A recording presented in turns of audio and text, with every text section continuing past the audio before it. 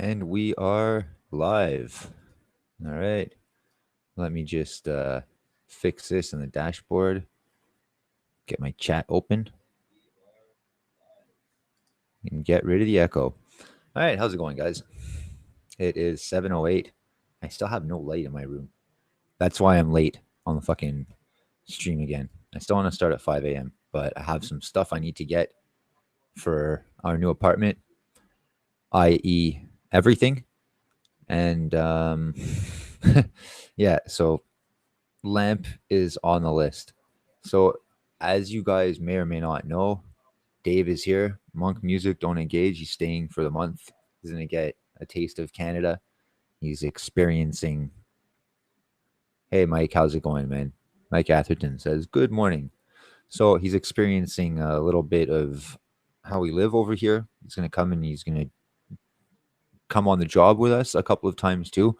Can do some work if he wants and look for places to possibly live also, because as shitty as the politics are here, there's a lot of uninhabited space. So if you like being left alone, and if you like your freedom, and if you're willing to go slightly off the beaten path, and you don't need to live in the heart of the big city, I think that Canada is not a bad place to consider. But if you want to move here for social reasons, other than wanting to be antisocial, I wouldn't really recommend it. Things are quite far left here. And soon this week, we're probably going to go to Montreal because I live in the suburbs. So I'm about half an hour away from downtown. And downtown is something else. Downtown is like fucking SJW Central. So we're going to go there with Dave and we're going to do all the tourist things. And we'll make a video also. We'll make a couple of videos of what it's like in my fucking SJW city as a MAGA hat wearing Trump supporter. So yesterday was pretty cool, and if you know who Darren is, which I'm sure you do, but Darren did a stream yesterday, and that was a really good stream. So thanks for doing that stream. That it was very fucking entertaining. It was good to be a part of. I like when, well, I think everyone that subscribes to Darren loves when he tells stories. Fuck. So what happened later though? Um, Mark and I went skateboarding at a new skate park that they built relatively close to where we live now. And right next to the skate park, they have an outdoor gym with bars and shit like that. So Dave went to the gym. Mark and I did some skateboarding. And then Darren called me up and he asked what we were up to. So I told him. So he came down to the skate park and he came just to say hi at first. And then he was looking at the obstacles and he was looking at people skateboarding. And, I think it took him all of 10 seconds to go into the trunk of his car and grab his skateboard out of it and start skateboarding. And like he still has it, man. And it's funny because he kept saying that he didn't want to open up a can of worms and catch the bug again. And I kept telling him to open up the can of worms and to catch the bug. I want him to get the skateboarding disease.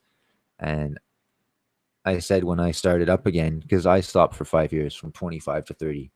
And when I started again, I didn't want to because I knew I was going to suck. And because I'd stopped for what I thought was too long. So I was really, really sure it was going to be almost impossible to get comfortable again, let alone as good as, where I was before, which was okay, but it wasn't that good. It's not as good as I am now. So that's another lesson. I mean, you can get better with time. There's no age cutoff. Like the cutoff is when you can't do it anymore. So when I started up again, I had a friend that convinced me to start again. And I didn't want to do it. And then one day I just caved and he lent me a skateboard and I went to the skate park and I tried a couple of tricks. There's Mark. Yeah, shut it all the way if you want. So I tried a couple of tricks and it was better than I thought. And we skateboarded for an hour and I took a little tumble. I was trying to jump over something and I was carrying a big 4-liter bottle of water in my hand. And I had the cap in the other hand and I just took a sip and I was skateboarding with it and I tried to ollie over something with the water in my hand and I missed. and I fucking ate shit and I dropped the water and it went all over the place. Yeah, and I got soaked. It was funny. And it made me realize that, I could just have fun again. It didn't have to be like crazy seriousness.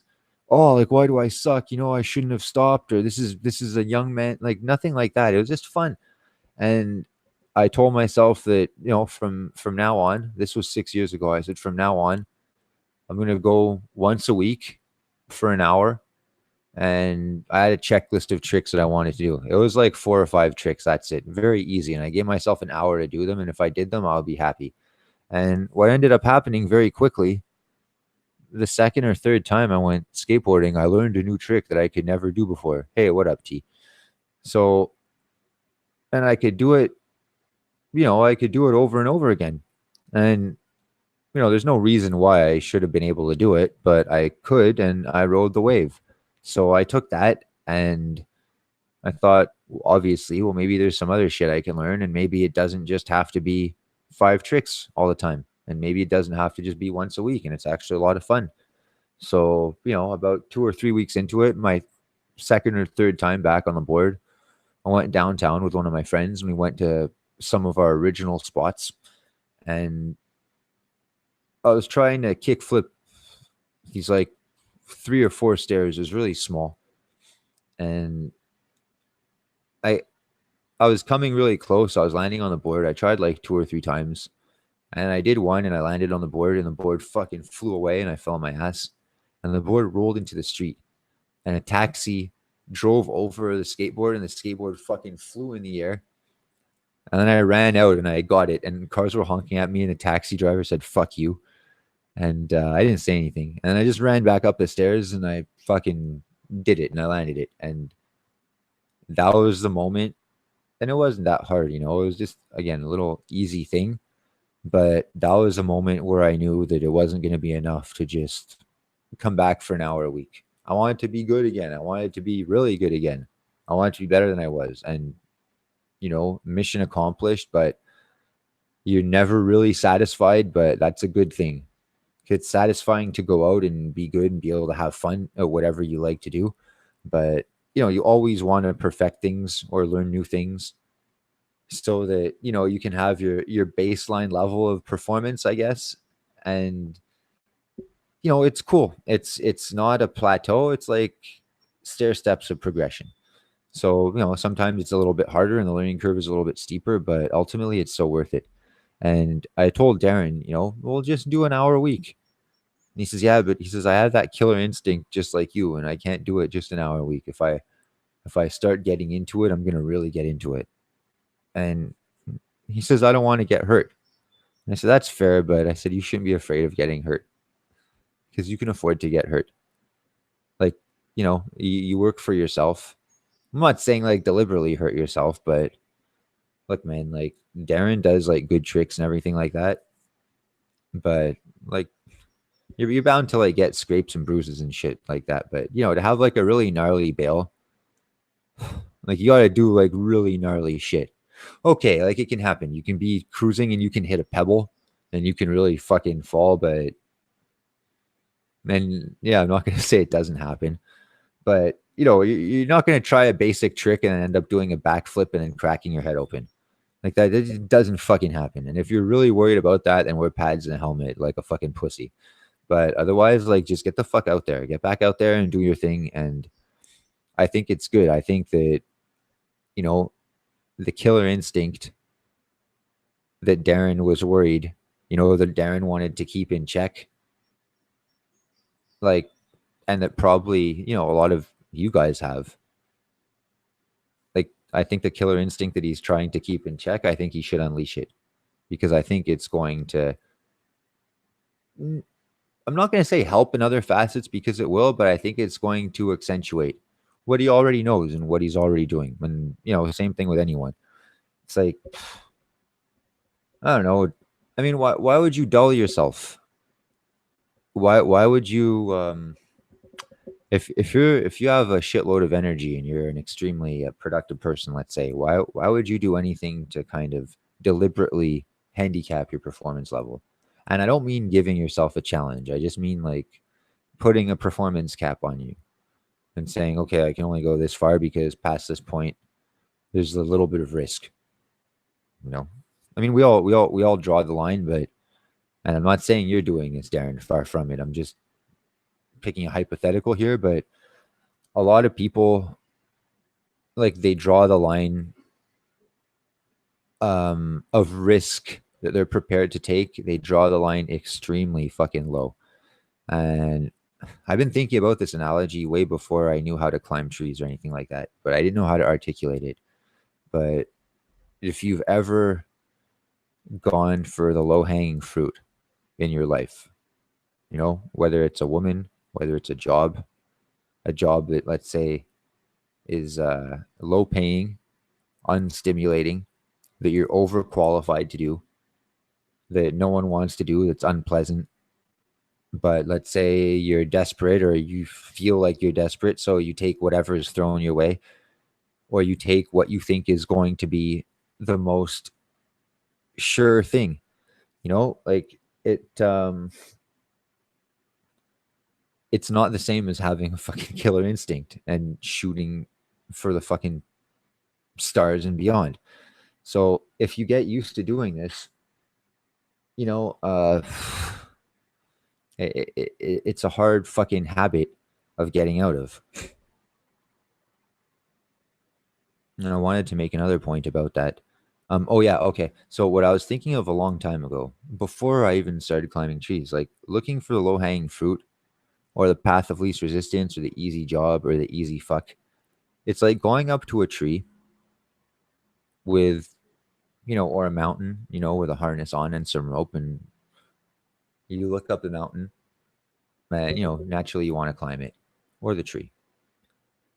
But instead of doing that, you know, instead of taking the rope and looping it around the highest branch you can, pulling yourself up, and when you get to that high branch, you take a second rope and you throw that one to a higher branch, and you undo the first one and you go up on the second one. This is how you fucking monkey branch. You can, it's a skill you can master.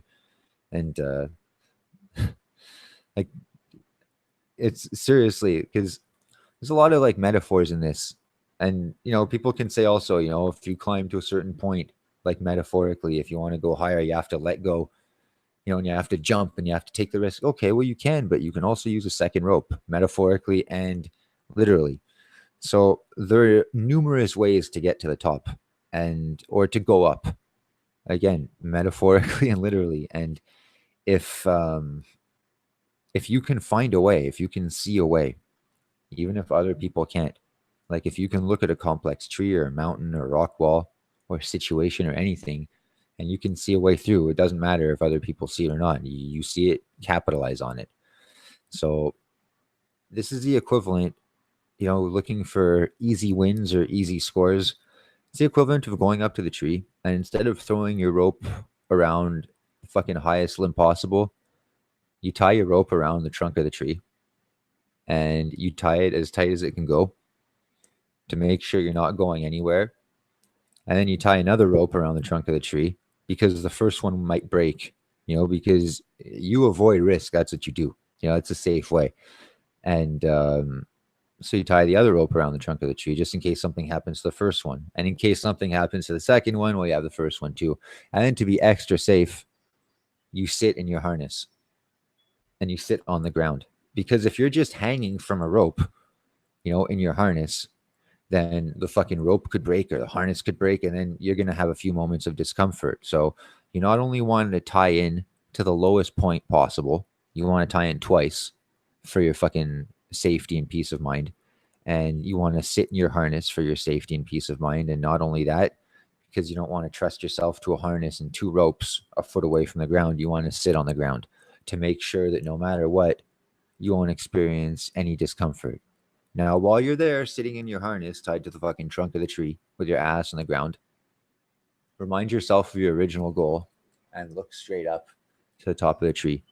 And now tell yourself that tied in like this, you will never, ever, ever, ever fucking get there. And before you say, yeah, but, you know, security is important to me, like being stuck at the fucking bottom of anything is, I think, the least safe fucking place you can be. And Jonathan, man, awesome fucking comment on the video yesterday. This dude Jonathan. I'm not gonna pull it up right now, but I responded to it and everything. Yeah, we've gone back and forth here and there, but this dude fucking, apparently because of Darren's videos and some of my videos too, he left his high paying job and he's starting his own shit. And he's struggling, he's struggling through the beginning.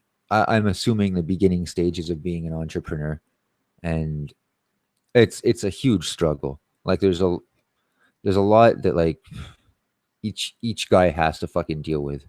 And a lot of it is universal, but a lot of it is going to be specific, to the actual person, going through it. And, if you quit your job, chances are you've been part of the workforce, either at that job or other jobs, for the majority of your work life. And this is something completely new to you. And this is like, I don't want to compare it to women too much, but because I think it's a tired analogy and it's been done a lot, especially by me. But a job that doesn't treat you properly is like a woman that doesn't treat you properly. You have to travel too far, you have to do too much, you don't get any fucking recognition, you never get laid enough, you don't get paid enough, fucking miserable. So why the fuck would you stay? Oh, because I'm worried I won't be able to get anything else. Well, okay, that's actually might be a legitimate worry. Why are you worried that you might not be able to get anything else? Is it because the market is just so bad, or is it because you have nothing to offer? Now, look, man, I'm not saying go seek female validation, far from it. But if you feel that you're at your job because you fucking pulled the wool over their eyes and you're unqualified to do it, and you're just the luckiest guy in the world because you feel like you're a fucking retard and you tricked your work into hiring you, then I can see why you would be afraid to go get another job, because you're a fucking idiot and you're a fucking cheat and you're dishonest and you're a fucking snake. So same thing. Chances are, if you're a deadbeat piece of shit like this, like the women that you do bang, like if you can get laid, like talk about fucking low hanging fruit. It's gonna be the fruit that's so fucking rotten, it's on the ground. So naturally, if you have no fucking skills, like no fucking employer is gonna want to hire you unless it's for something that requires no skill. And if you have no skills, you better have some fucking work ethic. So I'm saying, most people that are vehemently afraid of leaving their job, it's because no matter what they fucking tell you, and usually they're going to tell you that their job is a real job, unlike your job, and their job takes tons of qualifications, unlike your job, and their job they went to school for 6 months, unlike your job, or their job is prestigious, unlike your job. Here's something you don't understand. See, my job, you can't just leave. And it's like, man, fuck you. You're a fucking pussy. Like, if you want, leave your fucking job. If you're not happy there, leave. If you don't think you could do better, you probably can't, because you have nothing to offer. So learn some other fucking skills and then go forth and do what you need to fucking do. I was always frustrated because I always learned the skills. I always learned what I was supposed to do, what was expected of me at my fucking job. I had a ton of interests outside of work that helped me with my work. I hated school. I think school's fucking pointless. I think it's a fucking waste of time and the best way to brainwash your fucking kids and neglect them. Like, anyway, but whatever. That's my point is, I still went through the motions like a fucking simp anyway, but I still went through the motions. I got good grades in school because I was a fucking hard worker. And, I played sports and lots and lots and lots of free play and problem solving through free play, like i.e. skateboarding and stuff like that. So a lot of jobs, man, if I was fucking desperate and I wanted to, I needed to make money or something like that, sure, I would take whatever job I could get, but I would try to find the best one possible. But, still, maybe the best job I applied for doesn't call me back. So if I apply for 20 jobs and I get, let's say, 4 calls back, and I can be selective out of those 4, I'm going to try to take the best one, but that's pretty much it. But anywhere I ever worked, I learned the ropes and I always did my best. And I always, rose up, like, I guess, as far as I could rise in a non negotiable situation like that, where everyone gets a raise after 3 months, or it's seniority by not by productivity, but by how much time you work there. So, I always did what I was supposed to do. And my life outside of work and my personality, it helped me become a fucking good employee at most places. So, as much as it sucks to find another job, I was never fucking worried because, like, any smart person would want to hire me. It's not like, oh, who's going to hire you? You're a bum. It's like, no, man, I fucking run this fucking place and I'm sick of fucking shouldering a fucking burden for everybody. So fuck you. I'm going to go somewhere else where I don't have to fucking carry the load for all the fucking deadbeats here. So I'm not worried.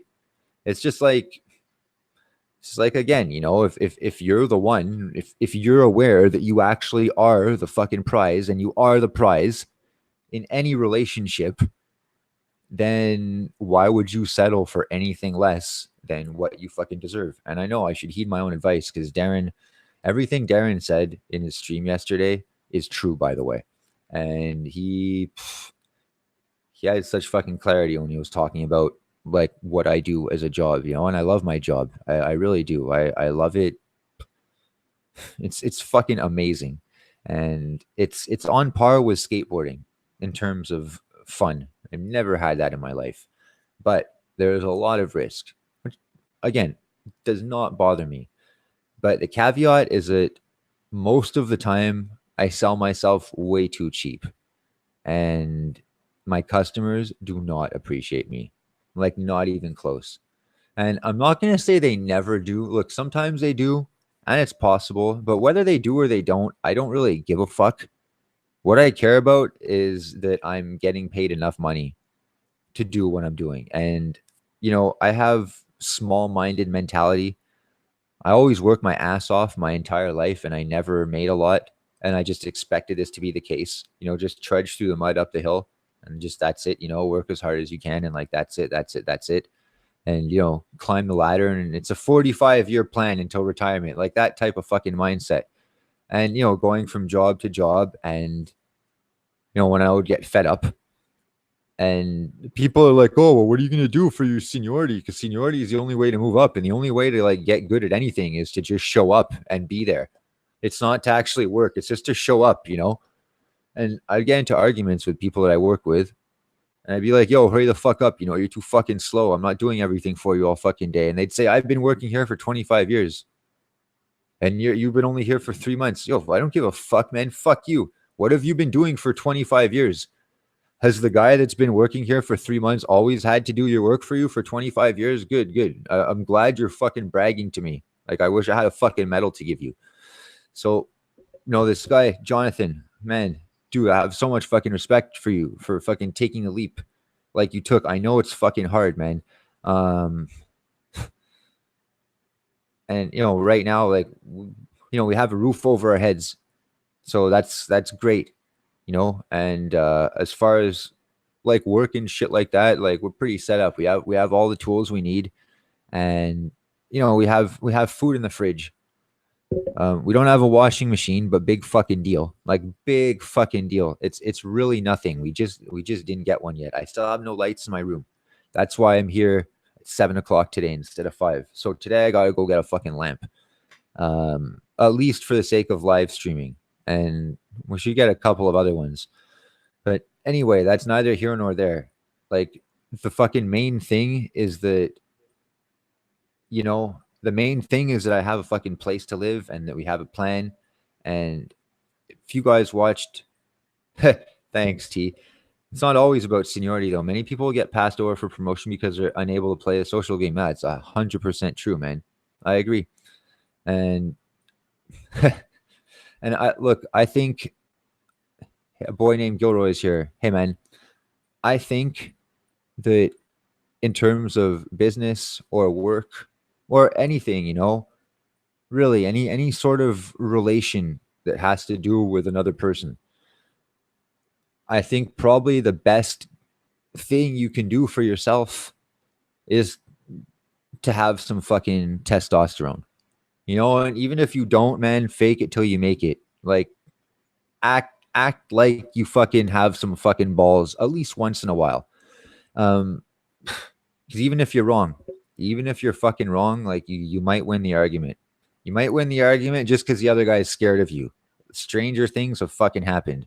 And yeah, okay, maybe you don't want to win the argument that way. I don't either, particularly, but when it happens, like, look, I'll give you a hypothetical scenario. Imagine if you have a business or something and you get called to go do an estimate. And the guy sizes you up or something when you do the estimate and says, okay, how much for the job? And you're like $100. And he's like, no, I'll give you $200, because I you're intimidating. No, okay, this doesn't happen, but just again, hypothetically. So let's say someone is willing to pay you more money just so you don't get mad at him, because you might hurt him. Like, okay, you're not going to hurt anybody, but like, it's not the end of the world. There could be worse things. But before that point, yeah, at least once in a while, yeah, don't ask for too much. So, look, the point I was trying to make about not having a washing machine in that, like, we have a fucking roof over our head, and pretty much everything else is fucking taken care of. And I made a video in the winter about the fucking cabin, and there's a song I used with the guy TD Jakes. He's a fucking preacher or a pastor or something. He's cool though. He does some like motivational speeches and stuff like that. And whether you're Christian or not, like it's applicable. It's cool. And he says something in it. He says, "Don't go wasting another year, basically making excuses when there's someone in the fucking hospital right now begging God for the opportunity that you have." And that's the long and the short of it. So think of how many people you would want to switch places with. I know that even when things get like really tough, there are very few people that I would want to fucking trade places with. But even on my toughest day, I know there are a shitload of people that wish they were in my shoes instead of fucking theirs, because they have it fucking tough, man. Like, there's this guy, man, he lives around here. He has no arms, no legs. And like Dave met him yesterday. This guy's a fucking warrior, man. And it's 35 degrees outside these days. And you see him wheeling uphill in his fucking wheelchair.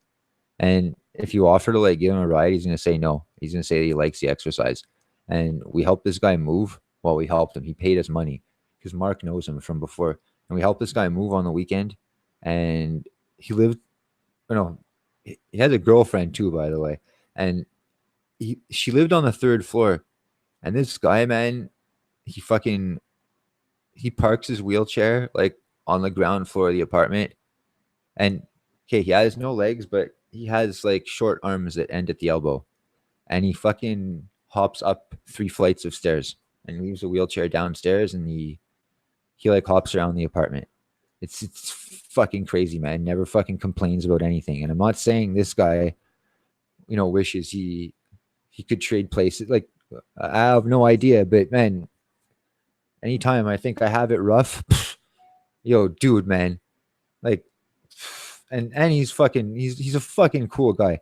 But that's anyway, that's the point I wanted to make. Fuck, a lot of guys fucking have it worse. So having no washer, having no lights in my room, like, if people fucking shame you about this shit, don't fucking worry, man. There are way more important things. And Jonathan, man, keep your head up, bro.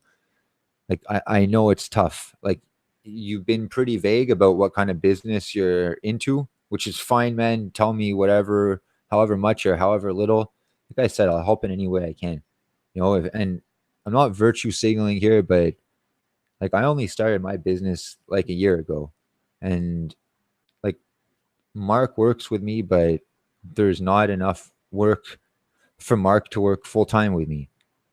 I thought there was, but there's not. And Mark has to go back to working at his old job part time, 3 evenings a week, because I said I could support us, and I can't.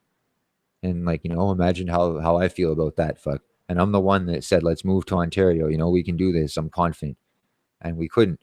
We had to move back, and it's back to the old fucking drawing board. And like, I felt like a fucking failure. I still do.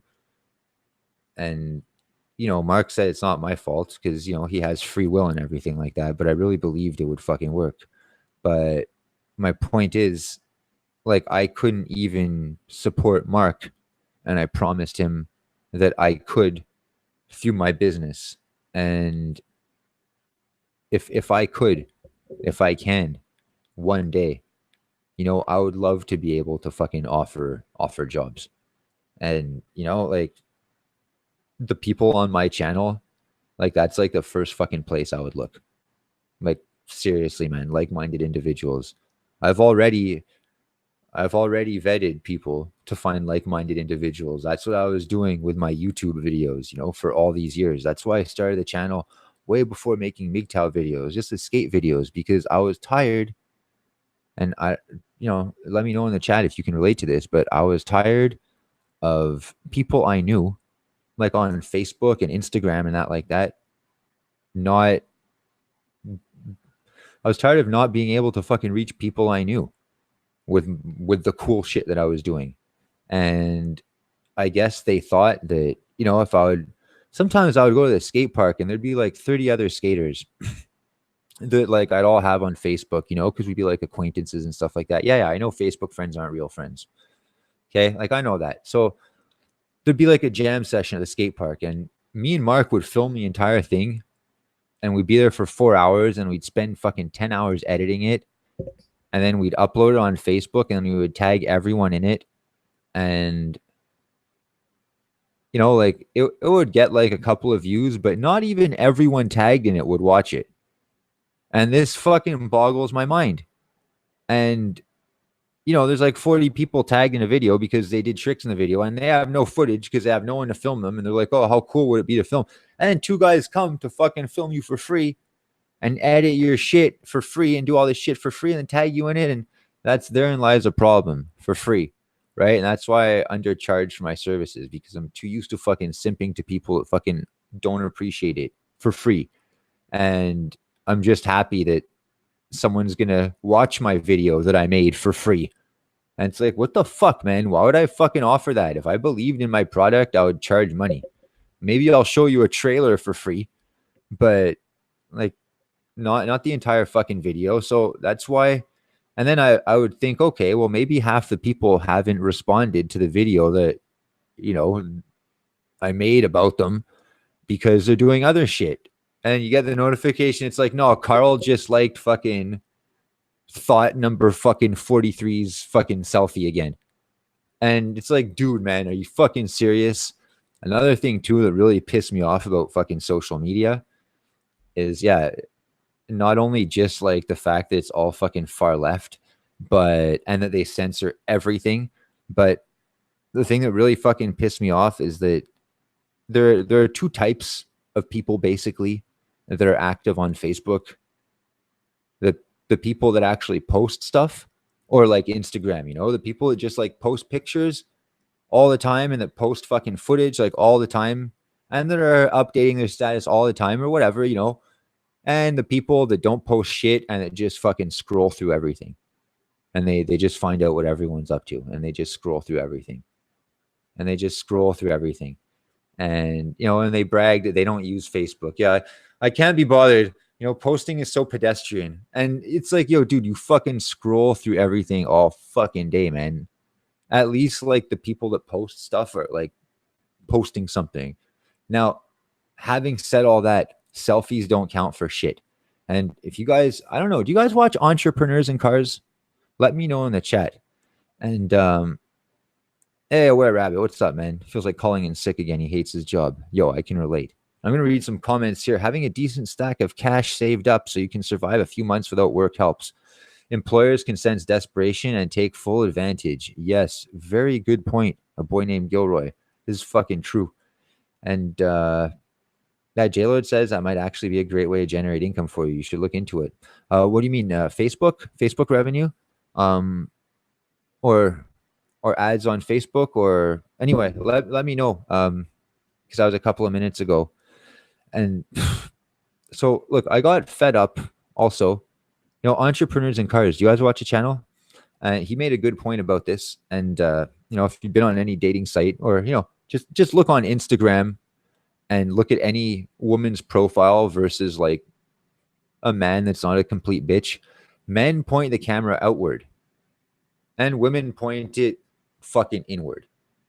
You know, like men usually take pictures or videos of cool shit that they see, or stuff that they do that's cool, but it has to be cool. Women just take fucking pictures and photographs of themselves from what they think is the most flattering and concealing angle, you know? And it's that fucking bothers me. And naturally, and I think it should bother fucking most people.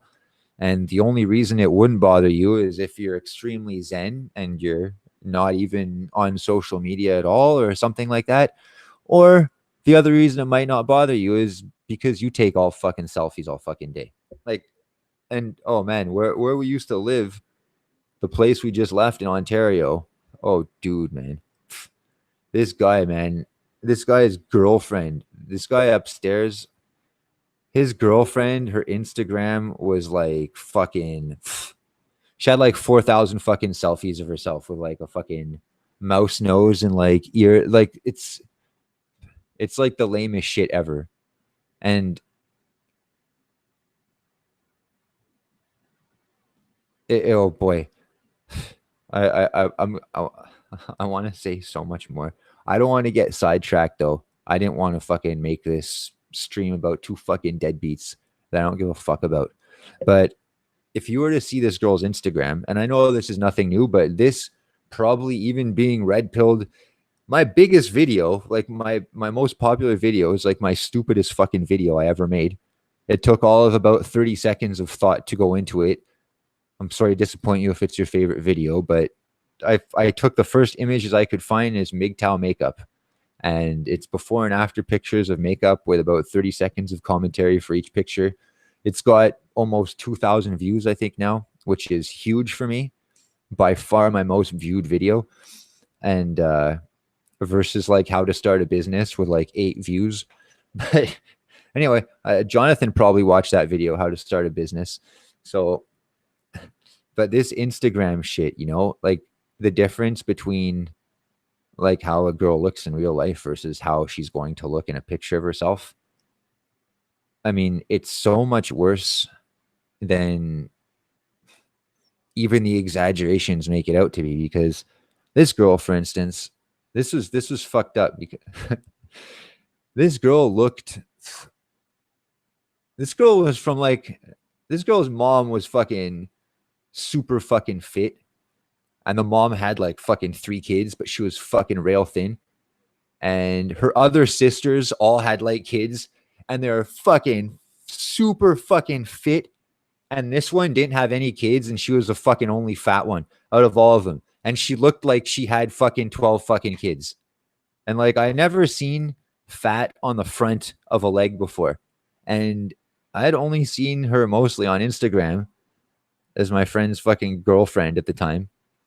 And I'm like, oh, not bad. You know, and then I saw her in real life and I was like, what the fuck is this? Like, what happened? And like, she was wearing shorts and there was fat on the front of her legs coming out of the shorts. Like legs like fucking hippopotami, my friends. So, and it's like, dude, man, like your girlfriend's ugly. Like, if you're watching this, it's true, fuck. But you're ugly too. You're an ugly motherfucker. And you're fucking stupid, fuck. Yo. And this guy was such a fucking simp, fuck.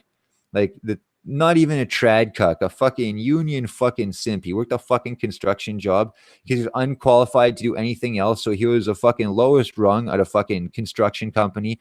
The guy that fucking stands on the street directing traffic with a fucking flag. And like all the fucking monkeys show up in the morning and there's like 2 bulldozers and there's like 30 guys and nobody wants to work on the ground. So they all run to the bulldozer.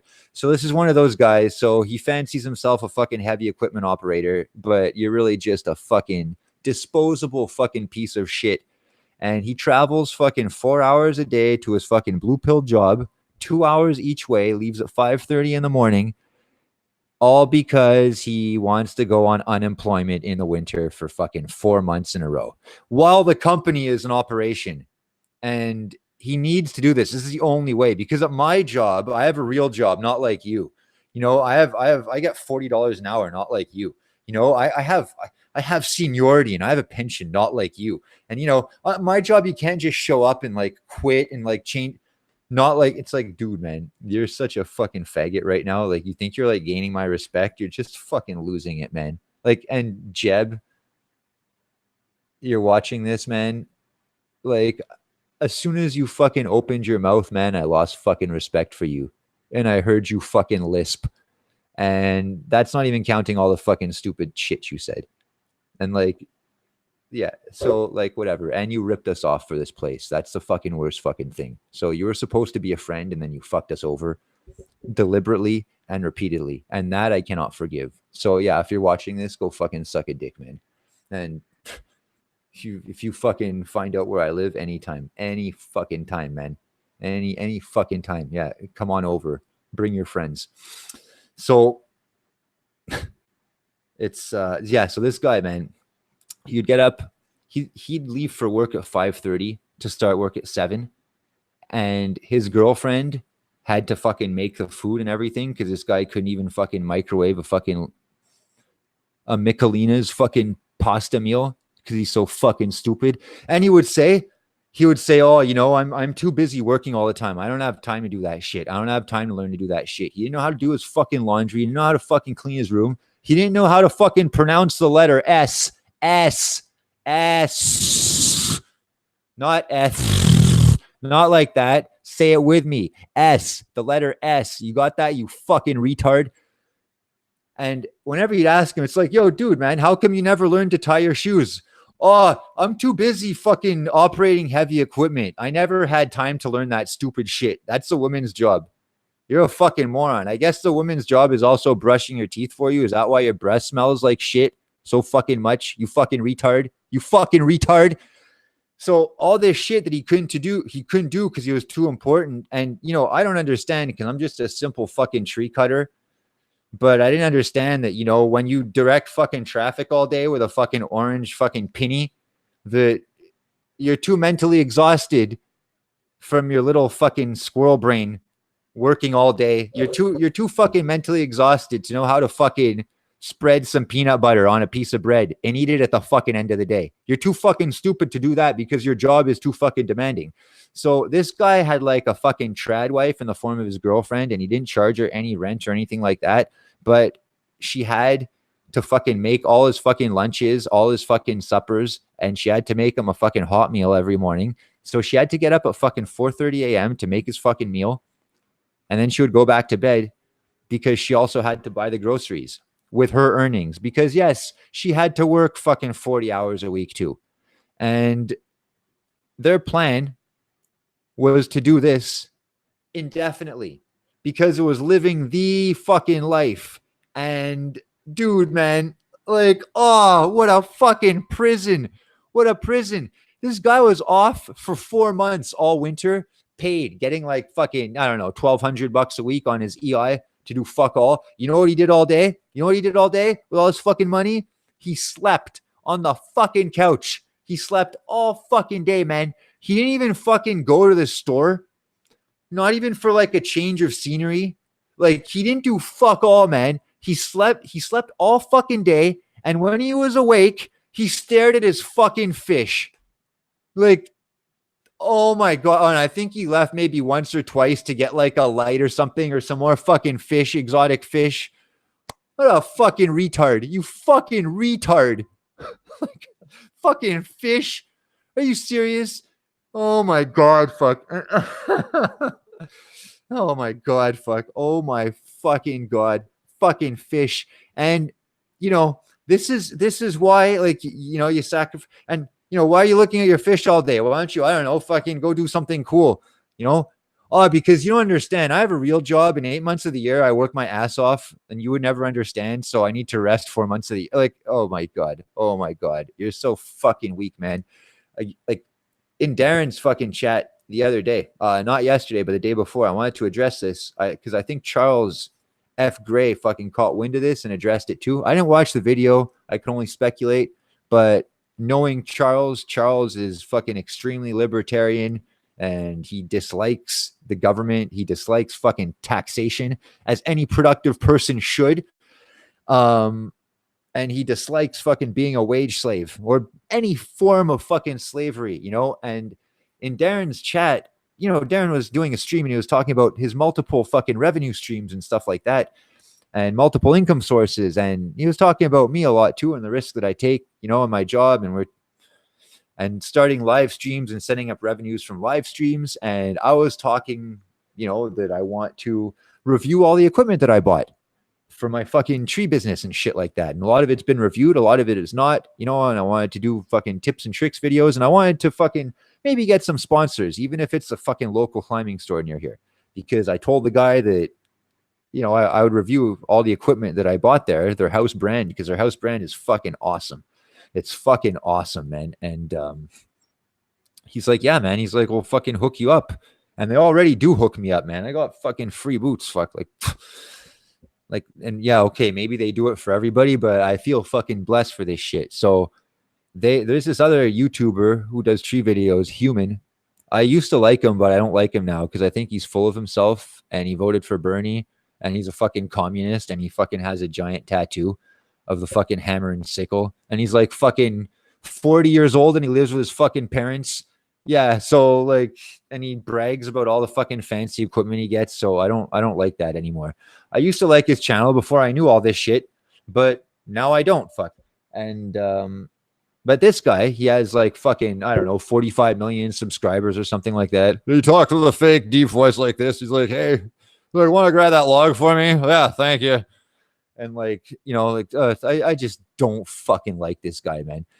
So my buddy at the shop where I buy my climbing shit, he fucking emailed this guy asking him if he can send him a fucking free harness that he can, you know, review or at least give a shout out. And this harness it's not a piece of shit, man. It's a fucking $600 harness and it's more expensive and probably better than the fucking harness that this guy fucking uses, you know, and the guy wouldn't even fucking answer him back. It's like, fuck you, man. I'll answer you back. I only have 300 subs, but like, yo, give me that shit, man. I'll promote the shit out of it. So I want to start doing that. And someone in the fucking chat, even like in theory agreed, but someone in the chat suggests to Darren that he get a job working for the city, public works, with benefits and again EI and like a pension and a dental plan. And even Jamie the Purple Pill's like, yeah, great idea. I just want to say, man, if you work for the city and I offended you, I'm sorry, but like not really. You know what you're getting into. But that's like, if you're a fucking libertarian and if you're a MGTOW or if you're fucking red-pilled, I would say the fucking worst thing you can do is work for the fucking city or join a bureaucracy. Like, yeah, because the city is cool because they have a fucking 10-1 advantage. One guy fucking works and 10 people watch. So it's cool. If you're a fucking retard and you're unwilling or unable to do anything else, yeah, go fucking work for the city. They'll fucking hire you because being retarded is a fucking prerequisite to work at the city. But I digress. A boy named Gilroy asks, is growing legal where you are? You could use sodium lights if you want to heat your house in the winter. LOL. Been there, done that. And yes, it is. But no, it was not then. But yes, it was. Yeah. Oh, boy. Yeah, that place. A quick story about that place. A story that never happened. A hypothetical story. I moved into this. I did my auto body repair course 10 years ago. After I wanted to teach skiing when I was in my mid-20s. And I did. From when I was 25 and 26, I taught freestyle skiing. So I taught jumps and rails and moguls and shit and cool stuff. I really liked it. And after 2 years of that, of working at the same mountain, I moved mountains because I wanted to go to a bigger mountain. But the bigger mountain was too poor to offer fucking 5 days of work a week. And the old place I worked, they wanted me for 7 days and they were fucking cool about it, man. I got my own schedule. It was really cool. I had a fucking loft apartment, okay, that was a 1 minute drive away from the ski hill that I worked at.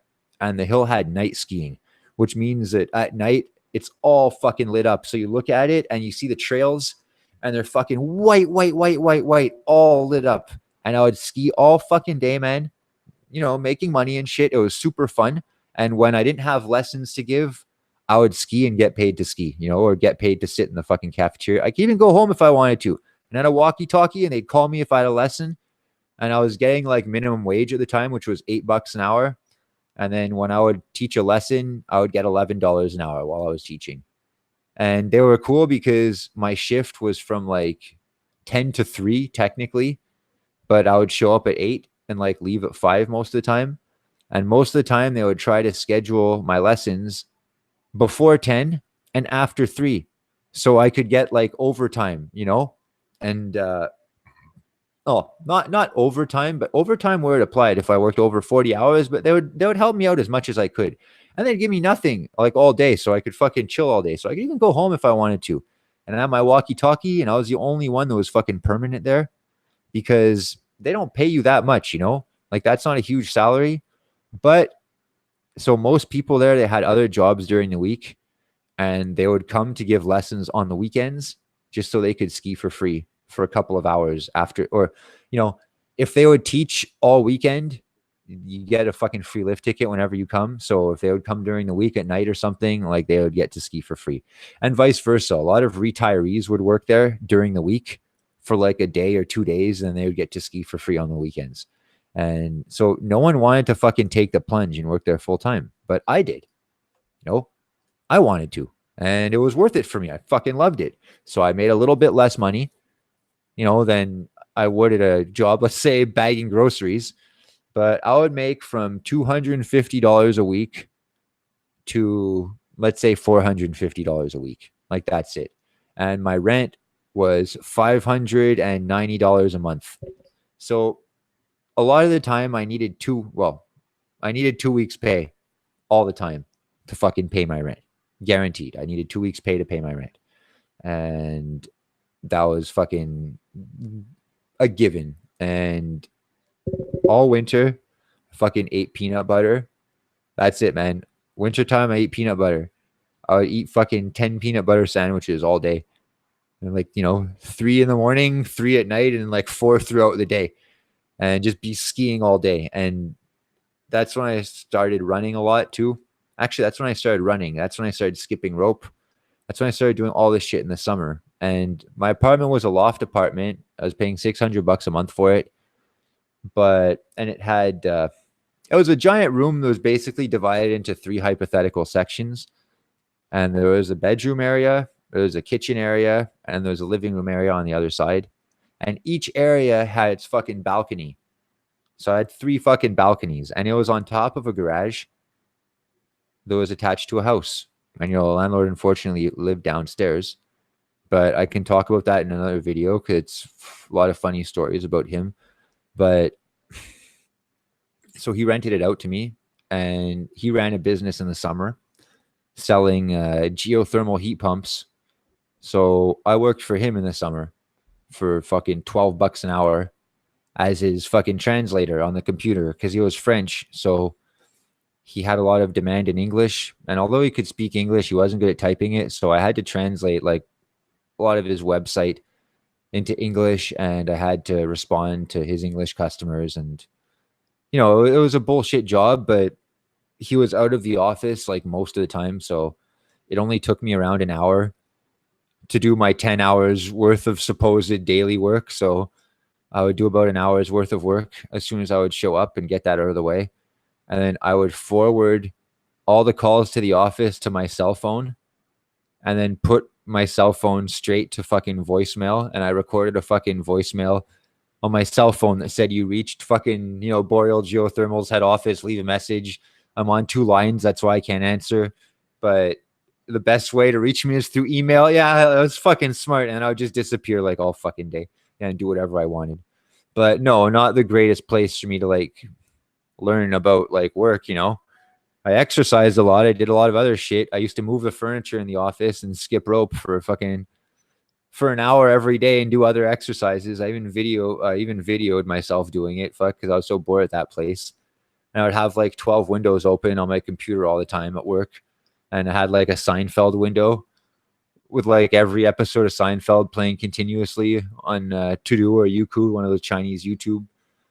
And then I had some other fucking shit playing. I had some anime. I had some other stuff. And like I had like a couple of work pages open too, but yeah, it was not the most stimulating job, but I found ways to make it work. So I moved there after that, and it didn't work out because the other fucking place couldn't fucking pay me, and they couldn't have me 5 days a week.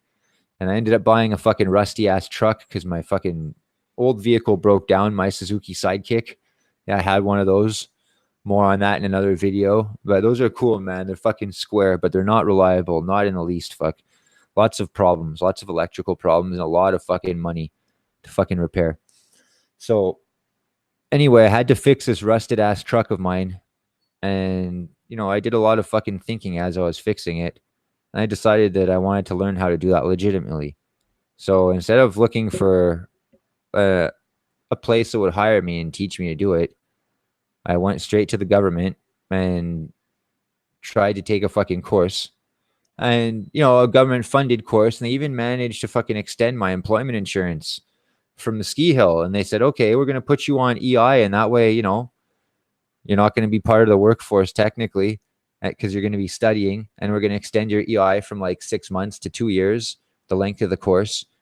And, we're going to pay you to like take this course. Then after, the employers are going to be lining up to give you a job. And I bought into it, fuck. And it was fucking wrong. And, I'm not going to say it was a waste of time, fuck.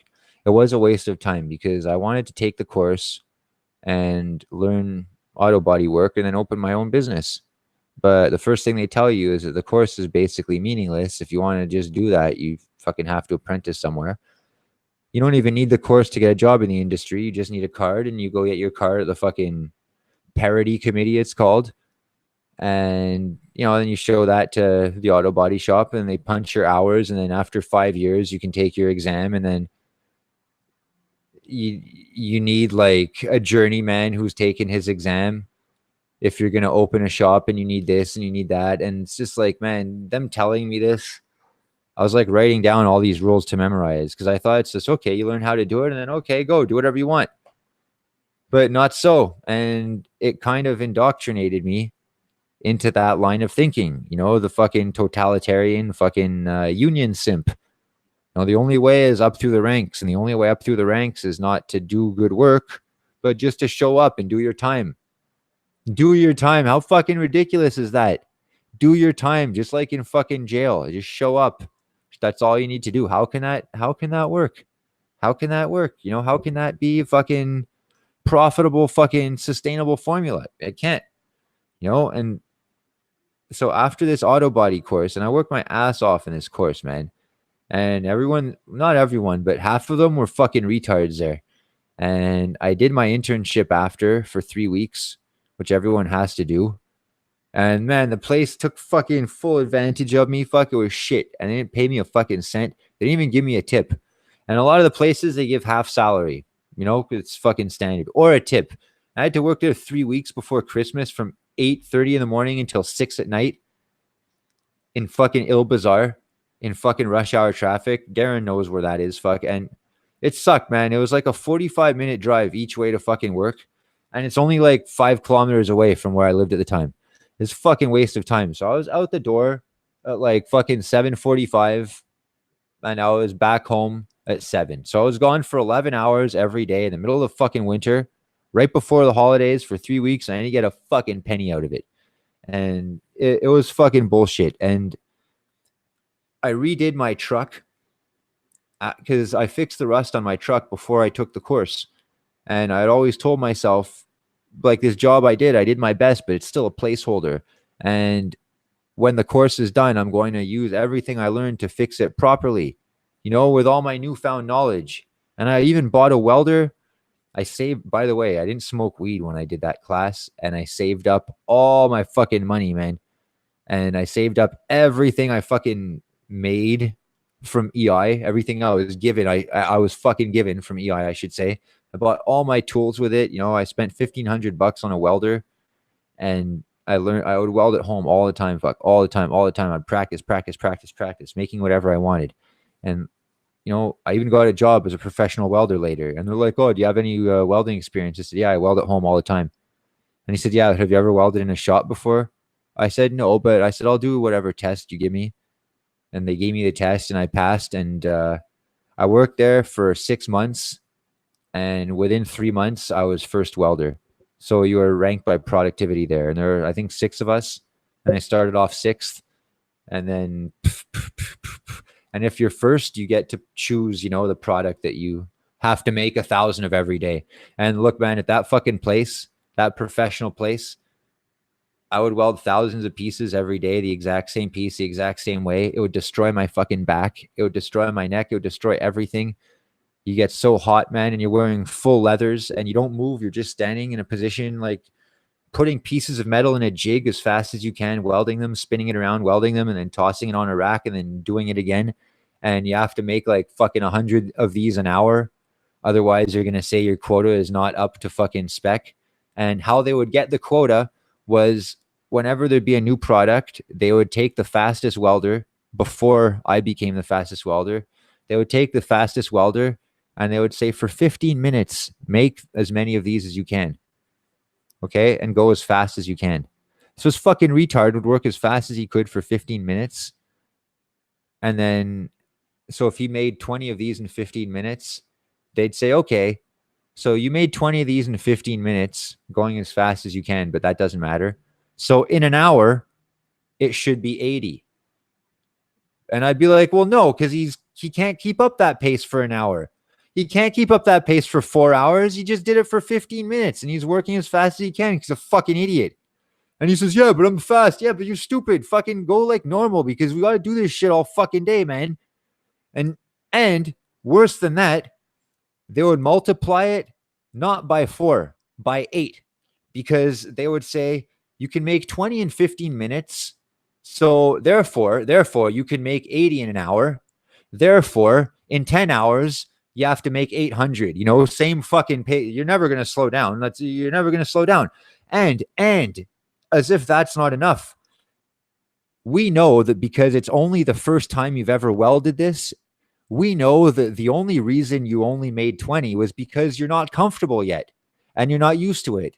So the real number was fucking double what this guy could do in 15 minutes and then times 4. So it was actually times 8. So like, and men, they started off paying you minimum wage, $10.50 an hour. And this idiot that would do the fucking quotas, he asked me one day, he says, hey, where'd you learn to weld? I said, you know, at home. He says, you have a machine? And I said, yep. And he says, oh, okay. So he says, you use your machine to make little knickknacks at home. And then here you do the real shit. And it's like, no, man, here is where the knickknacks get made.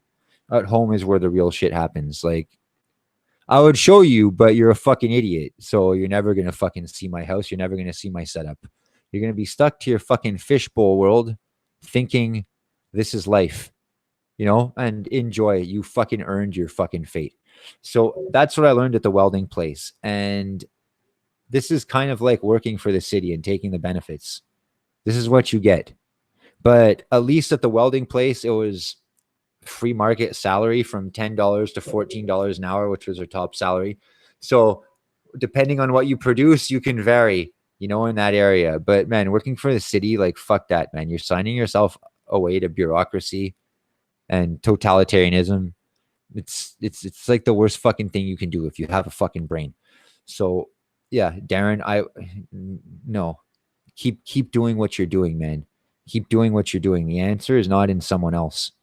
I mean, it's in someone else giving you money for services that you provide, but it's not in someone else telling you, I will provide safety for you. I'll provide this for you. I'll provide that for you. You're never going to have to worry about anything. We're going to take care of everything for you. Don't believe anyone that says that. It's not true. And the illusion comes at an extremely high price. It's a fucking illusion. Working for the city will not give you freedom. Getting married will not give you freedom. Like, Jesus Christ, man. Like, Christ, like, no, far from it. So I wanted to fucking segue into another. Oh yeah, okay. So auto body repair, welding. So I took this fucking course. I thought I was gonna get a job. I didn't, and I was fucking fed up. And my friend that took the course with me, well, he took the course and we became friends. And he knew I was fed up, and he wanted to talk to me one day. And a boy named Gilroy, this is for you. He told me, he says, let's go do something that's legal now in the current year, being 2019. And he says, because this fucking auto body is not working out for either of us. And this guy already had another job. He worked for the bank. And he says, look, you find a place, any place you want, anywhere you want. We're going to split the fucking cost. I'll show you how to do everything and you can live there. And then you can pay me back when we get our first harvest. And the thing is, the guy didn't know what he was doing. And we lost a lot of fucking money. I lost a lot of money. And he was scamming me. But anyway, like that ended, that partnership ended. And that house that we moved into, that I moved into in the country, again, for a boy named Gilroy, it had oil heating. And when I moved in the end of March and it was cold, but there was no fucking oil in there. And I didn't want to pay $1,000 to fuck. I had no money, first of all. So I moved in and my friend was paying rent. And then, in 6 months or 3 months, hypothetically, I would give him like everything that he'd fucking advance me up then, for rent, for groceries, for operating equipment, anything. So that was a plan. And oh man, the house, it was so cold when I moved in, had no locks on the fucking doors. And like I asked the guy, I'm like, when can I go in? He's like, oh, it's ready now. He's like, just go, the door's unlocked, just go in. He's like, put a lock on it and then I'll pay you for it later. So that's what I did. And I didn't want to fucking pay $1,000 to have the oil filled, to heat it potentially for a month and a half. So I had 2 space heaters on wheels that I dragged around with me everywhere. And I stayed there in the summer, and the summer was rough. I didn't have any money, and the harvesting was not working. Everything was dying. And that's when I got the welding job. And I got the job out there, and it was one of the only jobs offered out there, and it was one of the only things I could do, like skill-wise. So it was very serendipitous, very lucky that I got it. And I was very happy that I had a fucking safety net now, even if it's just fucking $10 an hour. It's fine, man. And it was an hour away each way. And oh man, it was rough, man. I had to leave at fucking 5:30 in the morning. And they made us do mandatory overtime, fucking 12 hours a day for 4 months, man. 4 fucking months. And so I was out for 14 hours a day, and I took Oliver with me to work. That's my dog, for those of you that don't know. And he was only a year old. He was just a puppy then. And he would ride an hour with me in the car at fucking 5:30 in the morning. And we get there early, and I walk around the building and smoke like fucking 3 joints and have my coffee. And then the other guys would show up and they'd pet Oliver. And then they had a little cabin outside, and I would tie him up outside the cabin in a picnic table so he could go in if it rained, or he would sit outside if it was nice. And then when it got too cold, I would put him in my truck, with the windows fucking down, and he would curl up on the seat, go to sleep, and I would come out every break, but I hated doing that. It's fucking, no, man, fuck this job. Fuck this job, man. Fuck this gay shit. And anyway, my house wasn't heated, and, I moved in the spring. So like end of the winter, kind of, because the winters are really long. I know it was a bit tough, but I had my 2 space heaters. But the next fucking year, and I kicked out this fucking partner because he was no good. But I kept doing my thing. I just cut him out of everything. And I learned how to do what I couldn't do before. So everything was good. And I had my 2 space heaters on wheels. I had one upstairs, I think, and one downstairs. And I had super long extension cords, and I would just drag it everywhere with me. Oh, I had one in the bathroom. Yeah, I had one in the bathroom and like one upstairs. Fuck. And the bathroom one, I didn't leave it in there long enough because when it got fucking really cold, which was pretty quick, it was in December. And I left in fucking, actually I left like in February. So for 2 months, I was there, fucking dead of winter, with no oil in the heater, just two space heaters, one upstairs, one downstairs. And the pipes fucking froze. So I couldn't flush the toilet. So when I had to piss, like I would piss out the window in the backyard or out the door in the backyard. And when I had to take a shit, I would take a plastic bag and put the plastic bag like in the toilet, kind of, that had no water in it. But I would just kind of line the bowl with a plastic bag. So I'd have the experience of sitting on a toilet, and then I'd shit in the bag and I'd fucking tie it up and like I'd fucking put it in the garbage outside, fucking like wipe my ass and like fucking throw the fucking toilet paper in the fucking garbage too with shit on it because I can't flush it. That only lasted like 2.5 months though. And upstairs where the lights were, my bedroom, man, my bedroom was fucking 12 feet by 20 feet. It was fucking huge, man. And I had closets on either end of the fucking room that went the entire width of the room, and each closet had a door on either end. So my closets were filled with stuff, and there were tons of fucking lights in the closets. And my room was the fucking front fucking window in front of the house, and this house was in the country, but it was smack dab in the middle of Main Street, hiding in plain fucking sight. Because only, you'd have to be pretty fucking stupid, and no one would be stupid enough to do that there. That's how you know that that's not going on there. That's not what it looks like. Okay, so there's a fucking bright, bright, bright light that's on 24 hours a day with like fucking blankets over it and shit, but like you'd have to be a fucking idiot to do what I think he's doing. So it's got to be something else. And whenever people ask me, I'll never answer them. Like, so the lights in there, like, first of all, my room, it was always fucking bright, bright, bright. Like, and like even with the closet doors closed, fuck, like there's light coming out from under the doors, and it was bright, bright, bright as fuck, man. Like I would sleep in bright, bright, bright lights, and that was the vegging room. In the flowering room with the high pressure sodium lights. Yeah, well, okay, they heated that room enough, but yeah, they didn't heat the whole house, but like they heated the fucking top floor. Yeah, now I remember. I didn't have a fucking no, I had a space heater in my room, and then that I would like wheel around the room, and then I had one downstairs. But the one downstairs, like I couldn't bring it into the bathroom because after a while I just couldn't use the bathroom because it was so fucking cold in there. Like, how did I shower? Could I shower? No, I couldn't. I don't think I could. Fuck. I don't remember, but I remember the bathroom was so fucking cold. The toilet didn't flush.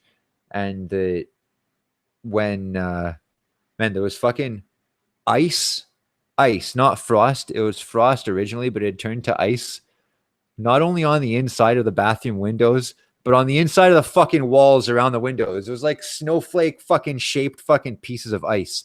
And I'm gonna fucking end the stream soon. I'm about to go start my day, and I'm gonna segue into, I guess, my fucking next topic, which I think is a good story. But so this is my fucking life now, back then of quiet fucking desperation.